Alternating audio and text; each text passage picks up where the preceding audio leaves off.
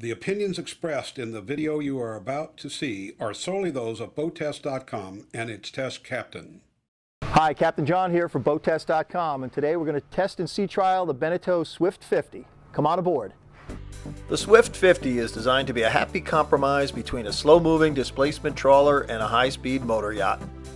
Our test shows that Beneteau has succeeded in its goal, as her twin 435 horsepower IPS 600 diesels powered her to 21.6 knots top speed. More importantly, perhaps, is the fact that she gets about the same fuel mileage from 13.8 to 21.6 knots, which means the skipper can go as fast as sea conditions permit without paying a penalty in fuel consumption.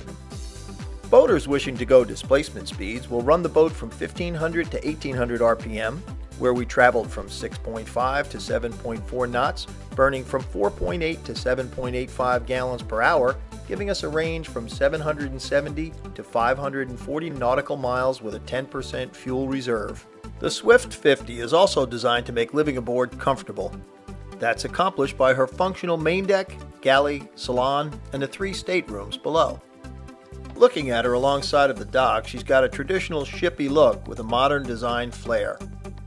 From her flying bridge with relatively high bulwarks to the curved overhang above her side decks, round retro port lights, teak cap rail, and the swept-back grille on her air intakes, the Swift 50 is both practical and stylish.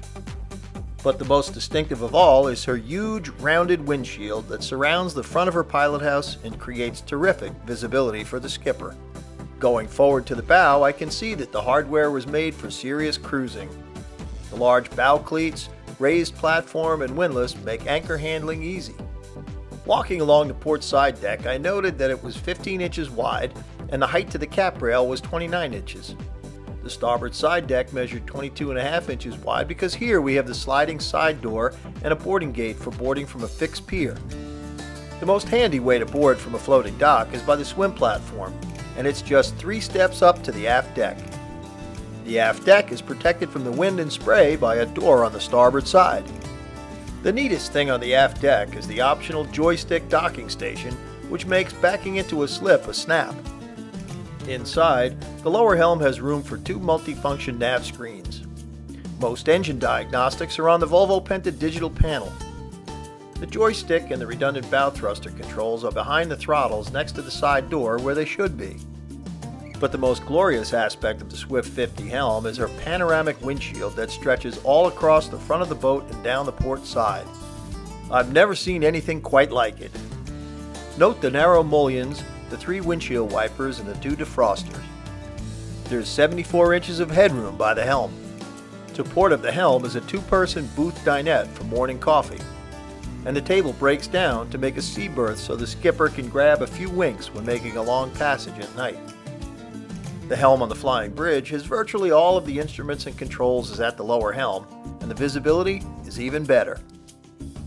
The engine room is accessed through a hatch in the aft deck. Below, there isn't standing room, but the crouch isn't too bad. Here you see me outboard of the starboard engine. Note the location of the dipstick. The sea strainer is forward. The optional generator is on an aluminum stand between the engines, and a single Raycor filter is attached to the aluminum fuel tank. A lot of optional equipment is packed into this small engine room, but everything is tidy. Because of the IPS drive, the Swift 50 really shines around the dock.